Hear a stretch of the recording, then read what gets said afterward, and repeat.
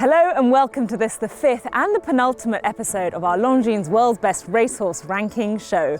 I'm Francesca Kamani, and in this episode we're going to take a look back at the incredible action of the previous rankings month and then look forward to what's to come, including the Melbourne Cup Carnival in Australia and the Breeders' Cup in America. It's been a bumper month of action, with Group 1 racing coming from two different hemispheres and across a multitude of continents, and some real surprises, perhaps none more so than the German horse Ascot Racecourse winning the Prix de l'Arc de Triomphe. We'll have more on him shortly, but for now let's remind ourselves of the month that's been. An eighth to go, Hot Rod Charlie, Midnight Bourbon, American Revolution, a 16th to go.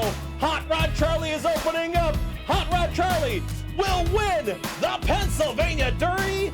Medina Spirit makes a statement in the Awesome again, romping home to win by 5 widening lengths.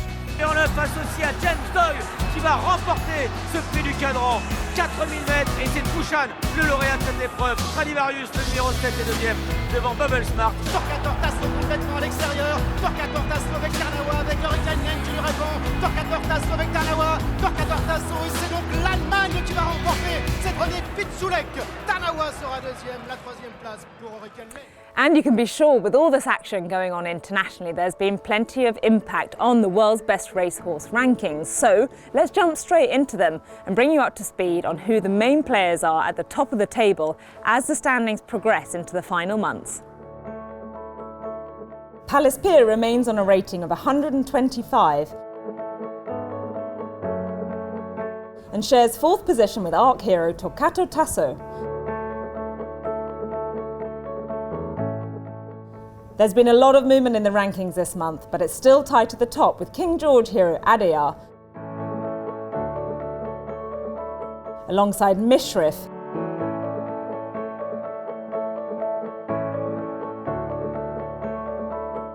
and the now retired St Mark's Basilica on a rating of 127.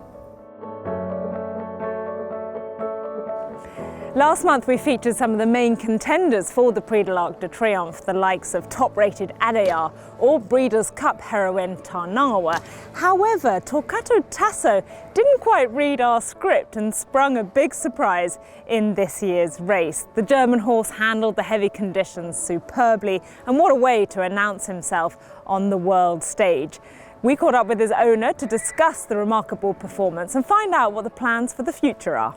We honored to win the Arc, and to win the 100th Arc is also something special. Look to the race, you see he has done a lot more meters than the other horses, because we're always on the outside. But that was a plan, what we do, because he likes to gallop on his own. And 400 meters before they began, only 4 horses was then in the race, more or less. And then we thought, now, if it comes at speed, then maybe we have a chance.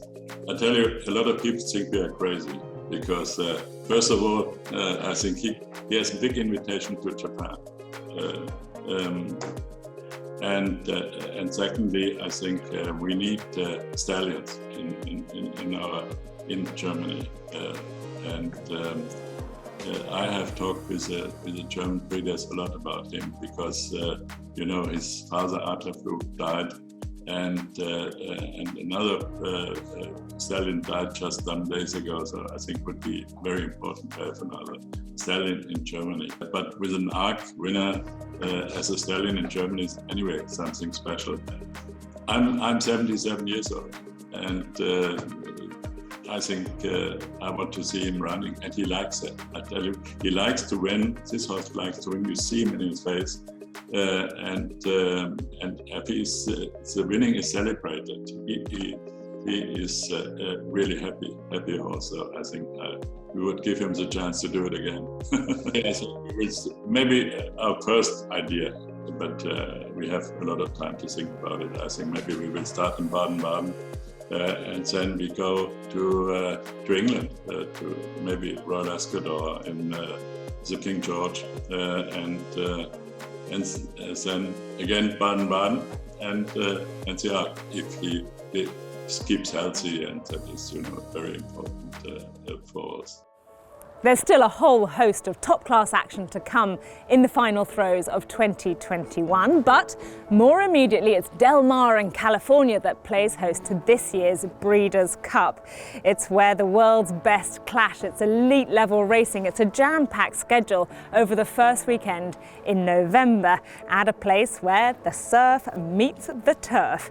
To remind ourselves of the action, let's take a look back at the Breeders' Cup of last year, staged at Keeneland. My girl past the 16th pole in front. She's in front by 2. Valiance is second. As they come down to the line, she did it again. Monomoy Girl and Florent Giroux. Jackie's Warriors giving way. Essential Quality's gonna do it. Essential Quality has won the Breeders' Cup Juvenile over Longshot Hot Rod Charlie. Here comes Tarnawa storming down the center of the course to take the lead. And Tarnawa, the filly, has won the turf. Down the center of the track, but it's authentic in front. He won the Derby. He won the Breeders' Cup Classic. He's authentic indeed. He won it by 2.5.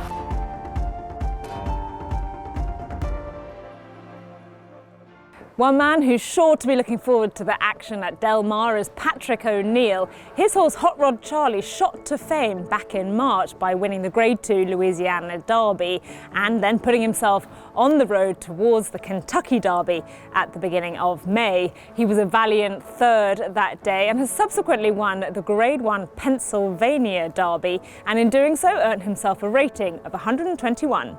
O'Neill is one of 5 young men involved with boat racing, part owners in Hot Rod Charlie. We caught up with him ahead of his horse's tilt to the Breeders' Cup Classic. Hot Rod Charlie, I kind of get choked up a little bit thinking about it, but Hot Rod Charlie means the absolute world to us. He means everything to Roadrunner Racing, Bill Strauss as well, Team O'Neill Racing. It's amazing how one horse can bring so many people together. He just dominates the barn. He knows he's kind of the king of the lot. When he's in the barn area, you can tell if anybody else gets attention. He gets a little bit angry. When Hot Rod Charlie had just broken his maiden, my best friends in the world that I met in college and spent every waking minute of our lives for 4 years together, playing football, kind of going to class and having fun together.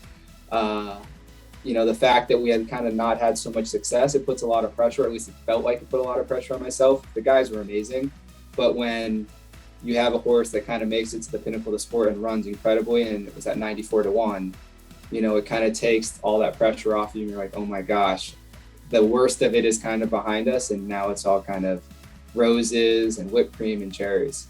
It's like we've come full circle. Like, we owe the Breeders' Cup and the entire committee a ton for giving us a chance that year. Technically, you look at that field, we were certainly 14 of 14 in terms of whether we deserved to be in there. So we were lucky that we squeaked in. But, this year being kind of the third or fourth choice potentially, and Hot Rod Charlie kind of proving it every time and showing that he's not a 94-1 horse, but he actually deserves to be there. We certainly plan to make the most of it because, again, these types of events and these types of opportunities are certainly fleeting.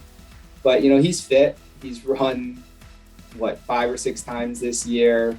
The nice thing is that he's running out of his own barn instead of flying across the country, which he's done the last 4 or 5 times. So it's almost like a home game for him. He can kind of walk outside and embrace the California sunshine and kind of go into the gate and hopefully run really, really fast. Meanwhile, in the jockey standings, Ryan Moore has had another season to remember and has now further extended his lead at the top of the standings, which finish on November the 30th. He's the only jockey to have secured over 100 points and leads James McDonald from Australia on 72 and William Buick in England on 68. Let's hope we get to see all those top jockeys in the best races around the world in the months to come. Talking of which, as if the Breeders' Cup wasn't enough to look forward to, before that we've got the Kikuka Show or the Japanese St. Leger taking place at Kyoto Racecourse, and we've also got the Tenno Show at Tokyo Racecourse. And then after all the action at Del Mar, we've also got the Darley Sprint Classic at Flemington in Australia to look forward to. So what is absolutely certain is that it's going to be an exciting climax to the Longines World's Best Racehorse Rankings. Make sure you join us next month as it all draws to a conclusion. We'll see you then.